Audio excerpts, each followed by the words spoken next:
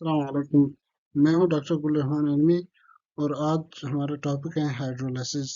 आज हम लोग हाइड्रोलाइसिस के बारे में पढ़ेंगे कि हाइड्रोलाइसिस होता क्या है, इसकी इम्पोर्टेंस क्या है और जिस तरह से स्टेबिलिटी में हाइड्रोलाइसिस का एक बहुत इंपॉर्टेंट रोल होता है कि अगर आप किसी भी प्रोडक्ट को स्टेबल रखना चाहते हैं या किसी भी मेडिसिन को अगर आप स्टेबल रखना चाहते हैं तो उसमें हाइड्रोलाइसिस हम लोग कोशिश करते हैं कि ना हो। तो हाइड्रोलाइसिस ऐसे क्या रिएक्शन है या ऐसे कि कौन सा प्रोसेस है जो कि हम लोग कई जगहों पे हमें हमें इसकी रिक्वायरमेंट भी होती है, कई जगह पे हमें उनसे छुटकारा या हमें उससे प्रोटेक्शन भी हासिल करनी होती है। तो आ जाए देखते हैं कि हाइड्रोलाइसिस क्या प्रोसेस है और किस तरह से ये होता है। यहाँ पर अगर आप देखें इस यहाँ पर अगर आप देखें यहाँ पे फॉर एग्जांपल ये एक सुक्रोज एक फॉर एग्जांपल कार्बोहाइड्रेट है। इसमें जब in the presence of water, अब ये वाटर है, in the presence of water ये सुक्रोज क्या करते हैं कि ये डिफरेंट मोनोमर्स में ये कन्वर्ट हो जाते हैं, मोनोमर्स में ये ब्रेक डाउन इसकी हो जाती है with the help of water. इसका मतलब हाइड्रोलाइसिस ब्रेक डाउन है with the help of water. मतलब अगर पानी की वजह से या वाटर की वजह से H2O की वजह से अगर किसी भी कंपाउंड की ब्रेकडाउन होती है तो उस प्रोसेस को हम लोग हाइड्रोलाइसिस कहते हैं। जिस तरह यहाँ पे दिखाया जा रहा है कि वाटर की वजह से जो सुक्रोज के मॉलिक्यूल्स हैं वो अपने मोनोमर्स में कन्वर्ट हो रहे हैं, मोनोमर्स में उनकी ब्रेकडाउन हो रही है। तो इस प्रोसेस को हम लोग हाइड्रोलाइसिस कहते हैं। नाम से जाहिर है hydro means water, lysis means breakdown. So the breakdown with the help of water उसको हम लोग हाइड्रोलाइसिस कहते हैं, या वो ब्रेकडाउन जिसके अंदर वाटर इन्वॉल्व होगा उस ब्रेकडाउन प्रोसेस के अंदर उसको हम लोग हाइड्रोलाइसिस कह सकते हैं। हाइड्रोलाइसिस अगर हम लोग ज्यादा बेहतर देखें तो hydrolysis mean splitting by water. जब पानी की वजह से कोई भी सब्सटेंस या वाटर मॉलिक्यूल्स की वजह से जब कोई भी सब्सटेंस किसी और कंपाउंड में कन्वर्ट हो या उसकी ब्रेकडाउन जब हो तो उस प्रोसेस को हम लोग हाइड्रोलाइसिस कह सकते हैं। अब ये हाइड्रोलाइसिस जो है ये नॉर्मली तौर पर बॉडी में भी हो रहा होता है। जिस तरह हम लोगों ने कार्बोहाइड्रेट की एग्जांपल ली, जब कार्बोहाइड्रेट्स बॉडी में जाते हैं तो उनकी मेटाबॉलिज्म के लिए हाइड्रोलाइसिस इंपॉर्टेंट होता है। इसी तरह से हाइड्रोलाइसिस जो है वो प्रोटीन्स के लिए भी इंपॉर्टेंट होता है, जो कि नॉर्मली तौर पर बॉडी में प्रेजेंट होते हैं। इसी तरह से कुछ ड्रग्स भी जो है बॉडी में हाइड्रोलाइसिस के जरिए से उनकी मेटाबॉलिज्म होती है और फिर वो बॉडी से एक्सक्रीट होती है। लेकिन हमें हमें अक्सर जगहों पे इसकी फिर आउटसाइड द बॉडी इसकी फिर डिसएडवांटेज भी हैं, वो हम आगे देखेंगे कि स्टेबिलिटी जो है वो एक बहुत इंपॉर्टेंट पैरामीटर है। इसमें ये होता है कि स्टेबल कंपाउंड की जो स्टेबिलिटी है वो फिर खत्म हो जाती है, कंपाउंड स्टेबल नहीं रहता। अब हाइड्रोलाइसिस रिएक्शन में होता क्या है कि वाटर की वजह से कोई भी सब्सटेंस जो है वो दो कंपाउंड्स में या उसकी ब्रेकडाउन या डिकम्पोजिशन हो रहा है। यहाँ पर फॉर एग्जाम्पल ये एक कंपाउंड है, पेप्टाइड बॉन्ड्स इन दोनों के बीच में, कोई भी प्रोटीन मॉलिक्यूल इन दोनों के बीच पेप्टाइड बॉन्ड्स हैं। जब in the presence of water जो है क्या होगा कि ये जो पेप्टाइड बॉन्ड्स है इनकी ब्रेकडाउन होगी, जिसकी वजह से ये दो कंपाउंड्स में कन्वर्ट हो जाएंगे, इनकी सेपरेशन हो जाएगी, डिफरेंट अमीनो एसिड्स में ये कन्वर्ट हो जाएंगे, अमीनो एसिड्स में ये ब्रेक डाउन हो जाएगी उन प्रोटीन मॉलिक्यूल्स की।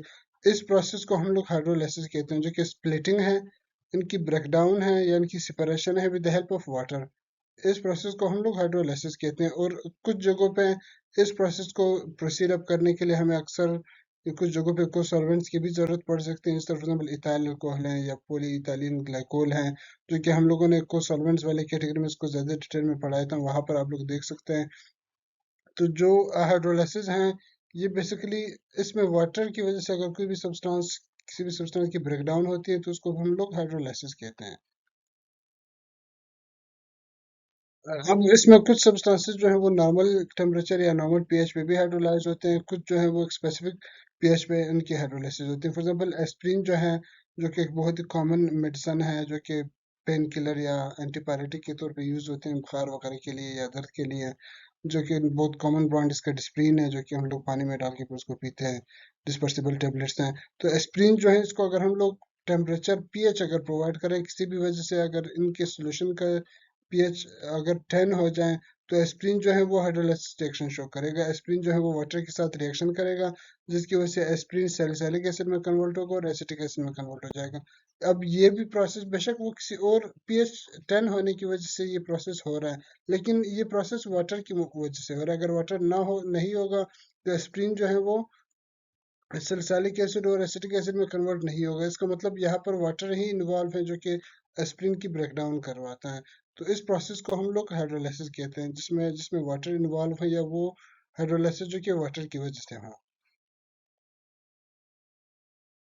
ये डिफरेंट हम लोग इसको डिफरेंट बेसिस पे क्लासिफाई करते हैं, लेकिन दो मेजर के टाइप्स है हाइड्रोलाइसिस के, जो कि हमारे पास आयनिक हाइड्रोलाइसिस हैं एंड मॉलिक्यूलर हाइड्रोलाइसिस हैं। आयनिक हाइड्रोलाइसिस देखिए तो उसमें होता क्या है कि वीक एसिड या कोई भी वीक बेस जो है वो इंटरेक्ट करते हैं वाटर के साथ। जब वो वाटर के साथ इंटरेक्ट करेगा तो वाटर वाटर के साथ वो केमिकल रिएक्शन करेंगे। जब केमिकल रिएक्शन करेंगे तो उनकी ब्रेकडाउन होगी, और इस ब्रेकडाउन के नतीजे में जो ओवरऑल सोल्यूशन होगा, बेशक वो उसके साथ एसिड इसके साथ इंटरेक्ट करे या बेस उसके साथ इंटरेक्ट करे, लेकिन जो ओवरऑल सोल्यूशन होगा वो अल्कलाइन या बेसिक सोल्यूशन बन जाएगा। अल्कलाइन या बेसिक दोनों सेम है तो अल्कलाइन या बेसिक सॉल्यूशन जो है वो बन जाएगा। फॉर एग्जांपल सोडियम एसीटेट है, ये जब वाटर के साथ रिएक्शन करते हैं जिसको हम लोग हाइड्रोलाइसिस रिएक्शन कहते हैं, तो हम लोग वर्ड हाइड्रोलाइसिस का यूज करते हैं कि सोडियम एसीटेट जब वाटर के अंदर हाइड्रोलाइज हो जाता है तो ये एसिटिक एसिड और सोडियम हाइड्रोक्साइड में कन्वर्ट होगा। जब ये सोडियम हाइड्रोक्साइड में कन्वर्ट होगा तो इसका मतलब कि जो सोल्यूशन का पीएच होगा वो फिर बेसिक या अल्कलाइन पीएच होगा, क्योंकि सोडियम हाइड्रोक्साइड जो है वो बेसिक है या अल्कलाइन इन नेचर है। फिर मोलिकुलर हाइड्रोलाइसिस है जिसमें एज अ होल पूरा का पूरा मॉलिक्यूल जो है वो इन्वॉल्व होता है, और उस मॉलिक्यूल की जो डिफरेंट जो उसके फंक्शनल ग्रुप्स हैं जो उसके केमिकल स्ट्रक्चर में प्रेजेंट होंगे, जो फंक्शनल ग्रुप्स जिस तरह एस्टर्स है, फॉर एग्जांपल इलेक्ट्रॉन्स है या इलेक्ट्रॉन्स है, जो भी फंक्शनल ग्रुप होगा वो फंक्शनल ग्रुप उसके अंदर इन्वॉल्व होते हैं। उसमें डिफरेंट ड्रग्स जिस तरह एस्प्रिन है, प्रोकेन है, ट्रोपिन है, ये ड्रग्स जो हैं ये मॉलिक्यूलर हाइड्रोलाइसिस रिएक्शन शो करते हैं, जिसमें एज अ होल मॉलिक्यूल जो है वो अपने फंक्शनल ग्रुप्स के जरिए से हाइड्रोलाइसिस या वाटर के साथ रिएक्ट करते हैं। और इसमें मोस्ट कॉमन एग्जांपल जो है वो सपोनिफिकेशन की है। अब यहाँ पर क्या है कि जो जो आयनिक हाइड्रोलाइसिस है उसमें एक पॉइंट आप ये भी ऐड करें कि वहाँ पर जो कंपाउंड है वो वाटर के साथ रिएक्शन करता है, जबकि मॉलिक्यूलर हाइड्रोलाइसिस में दो कंपाउंड जो है वो रिएक्शन करते हैं, जो कि बेसिकली फिर फर्दर उनकी हाइड्रोलाइसिस हो जाती है with the help of water, जो कि जिसमें वाटर एज ए कैटालिसिस के तौर पे काम करते हैं। इस तरह मोस्ट कॉमन इसमें जो एग्जांपल है वो सेपोनिफिकेशन की है। सेपोनिफिकेशन जो सोप बनने का जो प्रोसेस है इसको सोपोनिफिकेशन कहते हैं। बेसिकली सोप या साबुन जो बनने का जो प्रोसेस है जो कि इंडस्ट्रीज वगैरह में हो रहा होता है। अब यहाँ पर केस में क्या होता है कि जो ट्राइग्लिसराइड जो है वो हाइड्रोलाइसिस होती है उनकी वाटर की मौजूदगी में, जिसकी वजह से सोडियम हाइड्रोक्साइड के साथ उनका हाइड्रोलाइसिस करवाया जाता है with the help of water, जिसकी वजह से जो फैटी एसिड्स हैं वो soap in the form of soap वो आ जाते हैं या सोप जो है वो बना देते हैं। इस प्रोसेस को हम लोग सेपोनिफिकेशन कहते हैं। इसी तरह से कोई भी ड्रग जो है वो किसी और कंपाउंड के साथ मिलके जिसमें वाटर जो है उस प्रोसेस को प्रोसीड करें, उसको हम लोग मॉलिक्यूलर हाइड्रोलाइसिस कहते हैं, जिसमें उस ड्रग की या उस कंपाउंड की स्पेसिफिक फंक्शनल ग्रुप्स जो है वो इन्वॉल्व होंगे, जिस तरह से एस्टर्स हैं, इलेक्ट्रॉन्स हैं या इलेक्ट्रॉन्स हैं। ये डिफरेंट फंक्शनल ग्रुप्स हैं जो कि मुख्तलिफ ड्रग्स में प्रेजेंट है। फॉर एग्जांपल एस्टर्स जो हैं वो एस्प्रिन, अल्कलॉइड्स, डेक्सामेथासोन, इसी तरह से for example sodium phosphate and dexamethasone, sodium phosphate, nitroglycerine, ये डिफरेंट ड्रग्स है जिसके अंदर एस्टर ग्रुप्स प्रेजेंट होते हैं। और ये वो सारे ग्रुप्स है जो का हाइड्रोलाइसिस जो है इनकी हाइड्रोलाइसिस होती है बॉडी के अंदर भी और बॉडी से बाहर भी, ये हाइड्रोलाइसिस रिएक्शन शो करते हैं डिफरेंट कंडीशंस पे। इसी तरह इलेक्ट्रॉन्स हैं, इसी तरह अमाइड्स हैं, लेक्टम्स हैं, जो कि पेनिसिलिन और सेफलोस्पोरिन एंटीबायोटिक्स के अंदर प्रेजेंट होता है। और ये डिफरेंट बाकी ग्रुप्स हैं जो कि इन ड्रग्स में प्रेजेंट होते हैं, और ये हाइड्रोलाइसिस रिएक्शन बेसिकली शो करते हैं। कि जो मेन इम्पोर्टेंस है वो स्टेबिलिटी में है। अब स्टेबिलिटी है क्या, पहले हम ये देखते हैं। अब स्टेबिलिटी जो है, स्टेबिलिटी किसी भी कंपाउंड की अपनी जो उनकी स्पेसिफिकेशंस हैं, जो खसूसियात उसके अंदर होने चाहिए या जो खसूसियात उसके अंदर हैं, फॉर एग्जांपल उसकी आइडेंटिटी है, उसकी शनाख्त। अब शनाख्त क्या हो सकता है कि किसी tablet, for example Brufen tablet है, उसका कलर जो है वो फॉर एग्जांपल पिंक है, वो स्वीट इन टेस्ट है, ये उनकी एक आइडेंटिटी है। इसी तरह से उनकी जो स्ट्रेंथ है, टैबलेट फॉर एग्जांपल उसकी अपनी एक स्ट्रेंथ होगी, उसकी जो स्ट्रेंथ है, इसकी जो क्वालिटी है और उसकी जो प्योरिटी है, इसके अंदर जो ड्रग सब्सटेंस है, ये सारे के सारे किसी भी ड्रग के लिए अपने स्पेसिफिक, या किसी भी टैबलेट, किसी भी कैप्सूल, किसी भी सिरप के लिए स्पेसिफिक उसके अपने जो है वो पैरामीटर्स होंगे, उसके अपने खसूसियात होंगे। तो वो खसूसियात अगर बरकरार रहते हैं throughout their shelf life, throughout their life span, अगर वो खसूसियात बरकरार रहते हैं तो उस कैपेसिटी को या उन खसूसियात को बरकरार रखने की जो कैपेसिटी है, उसको हम लोग स्टेबिलिटी कहते हैं कि वो किस हद तक स्टेबल है, किस हद तक वो अपने खसूसियात को बरकरार रखते हैं। For example being a human being, अगर हम लोग किसी अच्छे काम को सरअंजाम देते हैं और उस हमारे वो सच्चाई को हम अगर हम बरकरार रखते हैं, तो वो एक स्टेबिलिटी है। हम कहते हैं कि यार हम इस चीज़ में ज़्यादा स्टेबल है, हम फॉर एग्जाम्पल काम करने में ज़्यादा स्टेबल है, पढ़ने में ज़्यादा स्टेबल है। फॉर एग्जाम्पल हम किसी के साथ रिलेशन बनाने में ज़्यादा स्टेबल हैं, जब रिलेशन बनाते हैं तो उनको फिर ख़राब नहीं करते हैं छोटी छोटी बातों पे।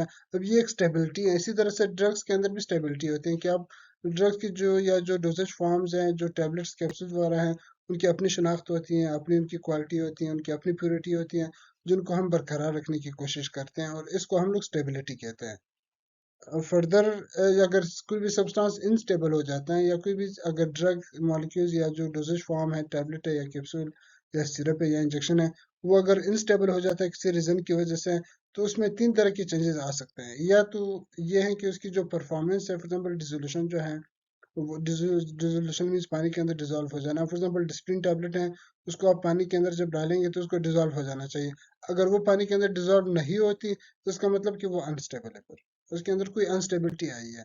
इसी तरह से किसी सब्सटेंस का अपीयरेंस चेंज हो जाना। फॉर एग्जाम्पल कोई टैबलेट जो थी वो नॉर्मली वाइट कलर में थी, लेकिन जब वो 2 साल या 1 साल जब वो शेल्फ पे पड़ी थी, तो उसका कलर जो था वो चेंज हो गया था।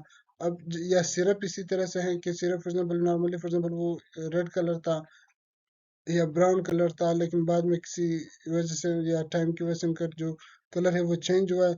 इसका मतलब कि वो अनस्टेबल हुआ है। तो वो उनकी डिसोल्यूशन वगैरह या उनकी जो परफॉर्मेंस है उस वो भी चेंज हो सकती है। उस ड्रग की फिजिकल अपीयरेंस भी चेंज हो सकती है। और मोस्ट इम्पोर्टेंटली वो ड्रग जो है या वो ड्रग प्रोडक्ट्स जो है, जो टैबलेट कैप्सूल या सस्पेंशन वगैरह हैं या सिरप्स हैं, वो फेल भी हो सकते हैं। फेल मीन्स कि जिस मकसद के लिए हम लोगों ने बनाया हो, वो उस मकसद में कामयाब ना हो। फॉर एग्जाम्पल हम डिस्प्रिन लेते हैं, या फॉर एग्जाम्पल हम पेनाडोल लेते हैं बुखार के लिए, अगर वो बुखार को कम ना करें, इसका मतलब वो टेबलेट जो थी वो इनस्टेबल थी, वो फेल थी। There the Panadol tablets were fail to reduce the fever, कि वो फीवर को कम नहीं कर सकती, जिसकी वजह से हम कहेंगे कि वो एक फेल प्रोडक्ट था और उसका फिर कोई फायदा नहीं होगा। अब वो क्यों हो सकता है? कोई ना कोई इंस्टेबिलिटी उसके अंदर हो सकती है। तो इंस्टेबिलिटी मुख्तलिफ तरह से हो सकता है, मतलब किसी सब्सटेंस का कलर भी चेंज हो सकता है, कोई सब्सटेंस टॉक्सिक सब्सटेंस में भी कन्वर्ट हो सकता है, कोई सब्सटेंस जो है वो फेल भी हो सकता है कि वो इनएक्टिव फॉर्म में कन्वर्ट हो, किसी सब्सटेंस की परफॉर्मेंस भी जो है वो चेंज हो सकती है। मुख्तलिफ तरीके से कोई भी ड्रग जो है वो इनस्टेबल हो सकता है, लेकिन जो कि नहीं होना चाहिए। अब ये जो इनस्टेबिलिटी है, इसमें हाइड्रोलिसिस का बहुत इंपॉर्टेंट रोल होता है कि हाइड्रोलिसिस रिएक्शन की वजह से कोई भी सब्सटेंस जो है वो इनस्टेबल हो सकता है। डिफरेंट फैक्टर्स हैं जिसकी वजह से कोई भी ड्रग प्रोडक्ट या कोई भी सब्सटेंस जो है वो किस तरह से उनकी स्टेबिलिटी कौन कौन वजूहत की वजह से चेंज हो सकती हैं, वो अनस्टेबल क्यों हो सकता है। एक तो इसके अंदर इन्वायरमेंटल फैक्टर्स हो सकते हैं, इस तरह टेम्परेचर है, ऑक्सीजन है, कार्बन डाइऑक्साइड है, लाइट है, मॉइस्चर है। ये वो सारे फैक्टर्स हैं जिसकी वजह से कोई भी सब्सटेंस जो है वो अनस्टेबल हो सकता है। फॉर एग्जाम्पल आप टेम्परेचर कोई चीज़ है वो आप फ्रिज में रखने वाली है, आप अगर उसको फ्रिज में नहीं रखेंगे, रूम टेम्परेचर पे रखेंगे, तो वो अनस्टेबल हो जाएगा। इसी तरह से ऑक्सीजन है, मॉइस्चर है, लाइट है। इसी तरह से फॉर एग्जाम्पल जो ड्रग्स या एक्सिपिएंट्स जो है उनकी पार्टिकल साइज कितनी थी, जब हम लोग इसे मेडिसिन बना रहे थे, उनकी पीएच कितना था जब हम लोग मेडिसिन बना रहे थे, ये भी बहुत ज़्यादा इफेक्ट कर सकता है। जैसे लास्ट प्रीवियस हम लोगों ने कहा कि जो हाइड्रोलिसिस ऑफ एस्प्रीन जो है वो 10 pH पे हाइड्रोलिसिस शो करता है। तो अगर हम लोग बनाने के दौरान अगर हम लोग पीएच उसका 10 करते हैं, तो उस वो तो पहले से हाइड्रोलाइज हो चुका होगा, वो तो पहले से किसी और फॉर्म में कन्वर्ट हो चुका होगा। इसका मतलब ड्रग फिर जो प्रोडक्ट है वो फेल हो जाएगा, फिर वो अनस्टेबल हो जाएगा। इसी तरह से माइक्रोबियल कंटेमिनेशन जो है, इसकी वजह से इंस्टेबिलिटी आ सकती है। माइक्रोबियल कंटेमिनेशन मीन्स कि माइक्रोब्स आ जाना उसके अंदर, माइक्रोब्स उसके अंदर आ जाते हैं फिर, और या फिर ट्रेस मेटल्स आ जाते हैं, या फिर जो कंटेनर है वो लीच हो जाता है। फॉर एग्जांपल ये सारे ये लीच मीन्स कि उसके अंदर सुराख वगैरह हो जाते हैं कंटेनर के अंदर, जिसकी वजह से ड्रग प्रोडक्ट जो है वो अनस्टेबल हो जाएगा। ये वो सारे फैक्टर्स हैं जिनको कंट्रोल करने से हम लोग स्टेबिलिटी को बरकरार रख सकते हैं, नहीं तो ड्रग प्रोडक्ट जो है वो इनस्टेबल या अनस्टेबल हो जाएगा। वो 3 क्लासेस में क्लासिफाई करते हैं, एक फिजिकल स्टेबिलिटी है, एक केमिकल स्टेबिलिटी और एक माइक्रोबियल स्टेबिलिटी। माइक्रोबियल मीन्स के माइक्रोब्स उसके अंदर ना होना, ये माइक्रोबियल स्टेबिलिटी है। केमिकल स्टेबिलिटी मीन्स कि कोई भी केमिकल रिएक्शन ना होना या केमिकल ग्रुप्स जो हैं उस ड्रग सब्सटेंस के, उसकी डिकम्पोजिशन ना होना जिसमें हाइड्रोलाइसिस का मेजर रोल है। फॉर एग्जाम्पल हाइड्रोलाइसिस अगर होता है, सब मॉलिक्यूलर हाइड्रोलाइसिस है, उसमें केमिकल ग्रुप्स या केमिकल मॉइटीज इन्वॉल्व होते हैं। मॉइटी मीन्स केमिकल ग्रुप, तो केमिकल ग्रुप्स या केमिकल मॉइटीज इन्वॉल्व होते हैं जिसकी डिकम्पोजिशन होती है मॉलिक्यूलर हाइड्रोलाइसिस में। जिसका मतलब कि मॉलिक्यूलर हाइड्रोलाइसिस जो है वो केमिकल स्टेबिलिटी को ख़त्म कर सकती है, मतलब वो सब्सटेंस जो वो केमिकली इनस्टेबल हो जाएगा फिर। इसी तरह से फिजिकल स्टेबिलिटी, जिस तरह अपीयरेंस है, ऑर्गेनोलिप्टिक प्रॉपर्टीज हैं, हार्डनेस है, ब्रिटलनेस है किसी भी सब्सटेंस की, पार्टिकल साइज है, ये सारे के सारे जो हैं ये स्टेबिलिटी के अंदर आ जाती हैं। अगर ये substance with in the required limits हैं तो मतलब वो स्टेबल है, नहीं तो वो इनस्टेबल है। अभी तक हम लोगों ने हाइड्रोलिसिस की इंट्रोडक्शन पढ़ी, और फिर हम लोगों ने स्टेबिलिटी पढ़ा कि स्टेबिलिटी जो है वो क्या है, जिसके लिए हाइड्रोलिसिस बहुत ज़्यादा इंपॉर्टेंट है। अब हम लोग किसी भी ड्रग को, किसी भी सब्सटेंस को किस तरह से हम लोग हाइड्रोलिसिस से बचा सकते हैं, ये बहुत ज़्यादा इंपॉर्टेंट है। कि आप किसी भी ड्रग को या किसी भी डोजेज फॉर्म को, टेबलेट्स हैं, सिरप है या कोई और डोजेज फॉर्म है, उसको आप किस तरह से हाइड्रोलिसिस से बचा सकते हैं, किस तरह आप हाइड्रोलिसिस से उसे वो प्रिवेंट कर सकते हैं। तो सबसे इस सारे रीजंस हैं, हम कुछ ही यहाँ पर पढ़ेंगे। वैसे तो इसके आप जो भी मतलब इसमें काफी सारे कंसिडरेशंस के अंदर आप डाल सकते हैं, लेकिन जो बहुत ज्यादा इंपॉर्टेंट कंसिडरेशंस है या बहुत ज्यादा इंपॉर्टेंट पैरामीटर्स है जिसके थ्रू हम लोग हाइड्रोलिसिस से किसी भी ड्रग प्रोडक्ट को प्रिवेंट कर सकते हैं, वो यहाँ पर हम लोग डिस्कस कर लेंगे। सबसे पहले हमारे पास आ जाता है टेम्परेचर। टेम्परेचर अगर हम देखें कोई भी सब्सटेंस, किसी भी सब्सटेंस को अगर हम सुटेबल टेम्परेचर पे स्टोर करेंगे तो मतलब उसके अंदर हाइड्रोलिसिस रिएक्शन नहीं होगा। अगर हम सुटेबल टेम्परेचर पे स्टोर नहीं करेंगे तो उसके अंदर हाइड्रोलाइसिस रिएक्शन एब्सोल्युटली होगा। अब तीन तरह के टेम्परेचर कंडीशंस हो सकते हैं, या तो हम किसी भी ड्रग को, किसी भी टेबलेट वगैरह को हम लोग रूम टेम्परेचर पे स्टोर करेंगे, या हम लोग उनको कूल टेम्परेचर पे स्टोर करेंगे, या हम लोग उनको कोल्ड स्टोरेज पे स्टोर करेंगे। Cool room temperature means around 25 degree centigrade, ये रूम के अंदर हम स्टोर करेंगे कहीं पे। Cool temperature means 8 to 15 degree centigrade, जो टेम्परेचर दर्जा हरारत है 8 से 15 दर्जा हरारत तक, उसको हम लोग कूल स्टोरेज कहते हैं। जो कि फॉर एग्जाम्पल फ्रिज का जो अपर, जो लोअर लेवल होता है, जो लोअर स्टोरेज लेवल है, उसको हम लोग कूल स्टोरेज ज्यादातर होता है। और कोल्ड स्टोरेज में जिसका पीएच जो है वो 2 to 8 डिग्री सेंटीग्रेड अगर है, तो उसको हम लोग कोल्ड स्टोरेज कहते हैं। अच्छा, किसी भी मोस्टली 99.99% जो ड्रग्स हैं या फॉर एग्जाम्पल जो सब्सटेंसेज हैं, जो टेबलेट्स हैं, जो केमिकल्स हैं या स्पोजिटरीज या फॉर एग्जाम्पल इंजेक्शन वगैरह हैं, उनको हम लोग फ्रीज नहीं करते हैं कभी भी, मतलब माइनस में हम लोग उसका माइनस टेम्परेचर पे हम लोग स्टोर नहीं करते हैं। उनको या तो हम लोग कोल्ड टेम्परेचर पे स्टोर करेंगे ताकि वो हाइड्रोलाइसिस रिएक्शन शो ना करें। Cold temperature means 2 to 8 degree centigrade पे स्टोर करेंगे, या 8 से 15 दर्जा हरारत के दरमियान स्टोर करेंगे जो कि कूल स्टोरेज है, या फिर रूम टेम्परेचर पे स्टोर करेंगे। ये हर डोजेज फॉर्म के लिए डिफरेंट होते हैं। फॉर एग्जाम्पल स्पोजिटरीज हैं, सपोजिटरीज जो हैं, या इन सपोजिटरीज को ज़्यादातर हम लोग cool temperature, sorry cold storage temperature पे हम लोग स्टोर करते हैं ताकि उसकी मेल्टिंग वगैरह ना हो वो, या कूल स्टोरेज में हम स्टोर करते हैं ताकि वो मेल्ट ना कर जाए। इसी तरह से लाइट है। लाइट कुछ सब्सटेंस इस तरह से होते हैं कि उस पर जब लाइट पड़ती है, खासकर सनलाइट जब उसके ऊपर पड़ती है, तो वो सब्सटेंसेस जो हैं वो डिग्रेड हो जाते हैं। आप लोगों ने फार्मेसीज देखे होंगे, अक्सर मोस्टली फार्मेसीज, 99% फार्मेसी इस तरह से होती हैं कि उसमें मेडिसिन जो है वो फ्रंट में कभी भी नहीं रखेंगे। फ्रंट मीन्स कि वो जिस तरह बाकी दुकानों पे होते हैं कि जो फॉर एग्जाम्पल जो जिस शीशे के अंदर दरवाजा लगा होता है दुकान शॉप का, उस दरवाजे के साथ भी कॉस्मेटिक्स वगैरह ये चीजें पड़े होते हैं, लेकिन आप उस जगह पे कभी भी आप मेडिसिन मेरे ख्याल में नहीं देखेंगे। इसकी रीजन क्या है? क्योंकि मेडिसिन जो है वो लाइट की वजह से या सनलाइट की वजह से डिग्रेड हो सकते हैं, वो हाइड्रोलाइसिस रिएक्शन शो कर सकते हैं सनलाइट की वजह से। वो सेंसिटिव टू सनलाइट होती हैं, जिसकी वजह से हम लोग उसको पीछे रखते हैं ताकि वो लाइट से प्रोटेक्टेड रहे। और कुछ सब्सटेंसेस जो है वो नॉर्मल, जो फॉर एग्जांपल जो ट्यूब लाइट्स हैं या इलेक्ट्रिक लाइट्स हैं, इनसे भी वो डिग्रेड हो जाती हैं। तो उन सब्सटेंसेस के ऊपर हम लोग एम्बर गिलास बॉटल, जो एम्बर कलर होता है, एम्बर गिलास बॉटल्स जो कि ब्राउन कलर के होते हैं, उस बॉटल्स में फिर अक्सर उनको स्टोर किया जाता है ताकि वो हाइड्रोलाइसिस रिएक्शन जो है वो लाइट की वजह से शो ना करें। मतलब हाइड्रोलाइसिस से प्रिवेंट करने के लिए हम लोग उसको इन बॉटल्स के अंदर स्टोर करते हैं। हमारे पास आ जाता है ह्यूमिडिटी। जो ह्यूमिडिटी है या नमी जिसको हम लोग आम अल्फाज में कहते हैं, ह्यूमिडिटी जो है ये बहुत ज़्यादा इंपॉर्टेंट है। हम हर सब्सटेंस को पैक करते हैं गिलास के अंदर या प्लास्टिक के अंदर, ताकि उसके अंदर ह्यूमिडिटी ना आ जाए, क्योंकि ह्यूमिडिटी की वजह से उसके अंदर ऑक्सीजन और जो कार्बन डाइऑक्साइड है ऑक्सीजन वगैरह आ जाते हैं, या वाटर लेवल आ जाते हैं। जब वाटर आएगा तो इससे ऑटोमेटिकली फिर हाइड्रोलाइसिस रिएक्शन होगा। तो हाइड्रोलाइसिस से बचने के लिए हम लोग ह्यूमिडिटी कम रखते हैं या नॉर्मल रखते हैं। और इसी जिसको हम लोग आगे फिर डिटेल से इंशाल्लाह डिस्कस करेंगे। फिर हमारे पास इसी तरह से ऑक्सीजन है, जो हम लोग अक्सर ये कोशिश करते हैं कि जो जब हम लोग कोई भी सब्सटेंस बोतल के अंदर पोर करते हैं, तो उसका जो अबव जो फ्री सरफेस है वो हम लोग कम रखते हैं, कोशिश करते हैं ताकि उसके अंदर ऑक्सीजन कम हो। जब ऑक्सीजन कम होगा तो उससे ऑक्सीडेशन और हाइड्रोलाइसिस जैसे रिएक्शन फिर कम हो, तो कम उनके चांसेस कम आएंगे फिर। जब कुछ ड्रग्स जो है या कुछ सब्सटेंसेस केमिकली वो या तो लिनियर फॉर्म में होंगे, या उनके रिंग्स फॉर्म में, जो बेंजीन रिंग वगैरह या किसी और रिंग फॉर्म में उनका केमिकल स्ट्रक्चर होगा। लेकिन तो कुछ जो सब्सटेंसेस है, जिस तरह फॉर एग्जांपल पेनिसिलिन जो एंटीबायोटिक्स हैं, उनके अंदर बीटा लैक्टम रिंग प्रेजेंट होता है। तो उनका जो बीटा लैक्टम रिंग है, जो रिंग फॉर्म में, वो ज्यादा हाइड्रोलाइसिस रिएक्शन शो करते हैं as compare to linear form. तो इसमें फिर हम कोशिश, बाज जो साइंटिस्ट वगैरह होते हैं वो ये कोशिश करते हैं कि वो जो पेनिसिलिन एंटीबायोटिक्स हैं उनकी लिनियर एनालॉग बनाएं। लिनियर मीन्स के वो रिंग को जो है वो चेन फॉर्म में कन्वर्ट करें, ताकि उसकी हाइड्रोलाइसिस रिएक्शन कम हो। तो ये भी एक तरीका है जिसके थ्रू हम लोग केमिकली हम लोग हाइड्रोलाइसिस रिएक्शन को कम करवा सकते हैं। और मोस्ट इम्पोर्टेंटली पीएच है।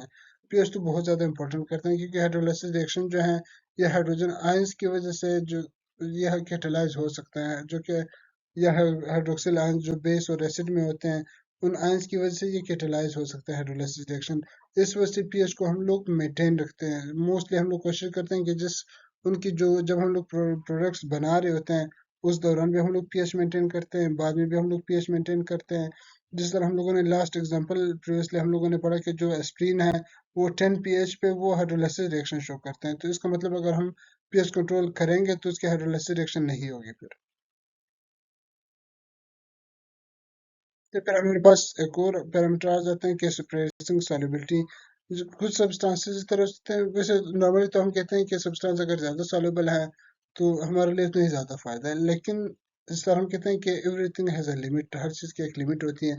इसी तरह सॉल्युबिलिटी की भी एक लिमिट है। कुछ सब्सटेंसेस अगर बहुत ज़्यादा उनकी सॉल्युबिलिटी हो, तो वो उसकी वजह से वो फिर प्रॉपर इफेक्ट नहीं दे रहे होते हैं, या उसकी वजह से वो बहुत ज़्यादा वाटर के अंदर अगर उसकी सॉल्युबिलिटी बहुत ज़्यादा है, तो वो फिर हाइड्रोलाइसिस रिएक्शन उसके बाद स्टार्ट कर देते हैं। जिस तरह से फॉर एग्जांपल पेनिसिलिन है।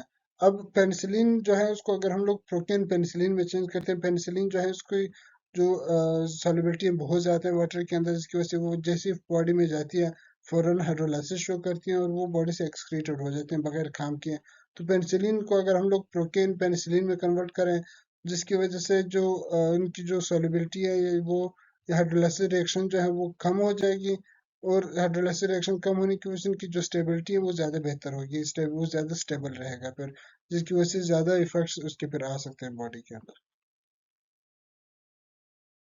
हमारे पास कॉम्प्लेक्सेशन आ जाता है।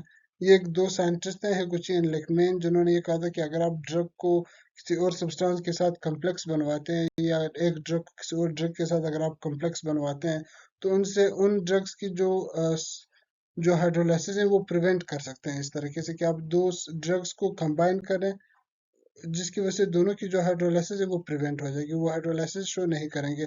जिस तरह से कैफीन जो ड्रग है बेसिकली, जो पेनाडोल एक्स्ट्रा में प्रेजेंट होता है, कैफीन जो है वो अगर हम लोग बेंजोकेन प्रोकेन या एमिथोकेन, जो कि डिफरेंट वो है, ये बेसिकली जो एनेस्थेटिक्स हैं, एनेस्थीसिया वगैरह में यूज होते हैं ये ड्रग्स, इनके साथ अगर हम लोग कैफीन मिलाते हैं या कैफीन अगर मिक्स करते हैं या ऐड करते हैं, उससे ये होता है कि इन ड्रग्स की जो हाइड्रोलाइसिस है वो कम हो जाएगी। मतलब कैफीन की एडिशन की वजह से इन ड्रग्स के अंदर जब हम लोग कैफीन ऐड करवाते हैं, उससे ये होगा कि इन ड्रग्स की जो हाइड्रोलाइसिस है वो कम हो जाएगी। इसका मतलब कि वो ज़्यादा स्टेबल रहेगी फिर। तो ये भी एक तरीका है जिसके थ्रू हम लोग हाइड्रोलाइसिस जो है उसको हम लोग प्रिवेंट करवा सकते हैं या स्टॉप करवा सकते हैं।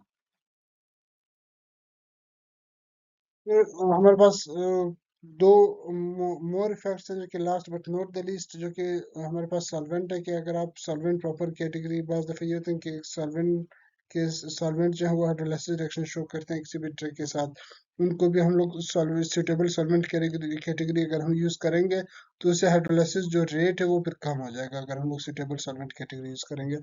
एंड लास्ट जो है फिर हमारे पास रिमूवल ऑफ वाटर आ जाता है। आप लोगों ने अक्सर देखा होगा कि जो सस्पेंशन है वो ड्राई एंटीबायोटिक्स जो हैं वो ड्राई पाउडर फॉर्म में होते हैं, वो सिरप वाले बॉटल्स में ड्राई पाउडर फॉर्म में पड़े होंगे। जब हमें उनकी ज़रूरत होती है तो यूज़ करते हैं तो हम फार्मेसी से लेते हैं, उसके अंदर फिर पानी डालते हैं, नीम गर्म पानी उसके अंदर डालते हैं, डिजोल्व करते हैं और फिर उसको यूज़ करते हैं 2 हफ्तों तक या 3 हफ्तों तक, ज़्यादातर ये कि 14 डेज तक वो यूज़ होता है। इसको हम लोग इसके लिए वर्ड हम लोग रिकॉन्स्टिट्यूशन का यूज करते हैं कि हम लोग इसको वाटर के अंदर रिकॉन्स्टिट्यूट करते हैं। तो इसका मतलब कि जो रिमूवल ऑफ, क्योंकि अगर वाटर को हम रिमूव करते हैं तो फिर तो हाइड्रोलाइसिस रिएक्शन होने के चांसेस ही नहीं है, क्योंकि वाटर हाइड्रोलाइसिस के लिए चाहिए ही वाटर, जब वाटर नहीं होगा तो हाइड्रोलाइसिस भी नहीं होगा। इसी वजह से कुछ ये भी एक इम्पोर्टेंट तरीका है कि जो ड्रग्स को अगर हम लोग ड्राई पाउडर या ड्राई फॉर्म में स्टोर करते हैं तो वो उनकी जो हाइड्रोलाइसिस है वो नहीं होगी। जब हम लोग इनसे वाटर रिमूव करके स्टोर करेंगे या रखेंगे तो उनकी जो हाइड्रोलाइसिस है वो नहीं होगी। और इसमें मोस्ट कॉमन एग्जांपल सस्पेंशन की है, जो मैंने आप लोगों को एग्जांपल दी कि एंटीबायोटिक्स के जो सस्पेंशन है वो हम लोग ड्राई पाउडर फॉर्म में होती है बॉटल में, जैसे ही हमें उनकी ज़रूरत होती है हम उनको उनके अंदर पानी डालते हैं और फिर यूज़ करते हैं 2 हफ्तों तक या 3 हफ्तों तक।